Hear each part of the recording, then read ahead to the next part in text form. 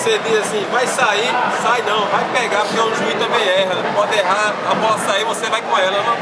Não tem esse negócio de a bola, ah, não vai sair, tem que ir até o fim, meu velho. A bola vai sair, eu vou atrás, vou tentar pegar ela. Então hoje não tem esse negócio de, eu acho que dá, hoje tem que dar todas as bolas, tem que chegar potente, tirando, fazendo de tudo. Agora tudo isso, consciente, não é chegar fazendo desespero não. Na hora que dar o gás, dá o gás. Na hora de tranquilidade, toca a bola, tranquilidade.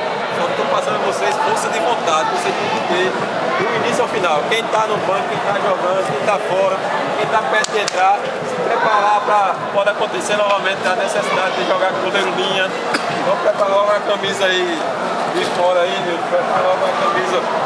Se precisar, a gente vai colocar novamente o goleiro linha. Vocês viram que se demorasse para colocar o goleiro linha, a gente perdia aquele jogo. Então, ó, quando eu pedi a camisa, eu olhei pro relógio, faltava 10 minutos, então desci a camisa aí. Aí foram pegar, quando foi entrar no jogo, faltava 5. Então, a gente tem que acreditar todo minuto, todo momento. A gente ganhou como? Jogando pelo resultado, a gente jogava pelo empate. Hoje não tem isso, é pau, pedra hoje, toda hora. Se a gente levar um gol, vamos procurar empatar, agora com calma. Se levou um gol, se acabar empatado, vai abrir prorrogação. acho que vai prorrogação. Então, ó, se a gente levou um gol, ó, calma, não precisa de desespero, nada de reclamar com o Leandro, com ninguém. Errou, levou o gol, acabou-se. Vamos tentar recuperar todo mundo.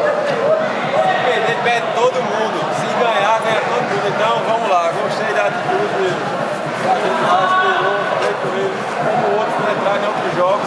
Isso é uma equipe, todo mundo joga junto, ganhando ou perdendo, jogando ou não. Certo? Então a gente tem que estar com esse espírito hoje e querer ganhar do início ao final. Outra coisa, a gente com a bola não tem quando levar.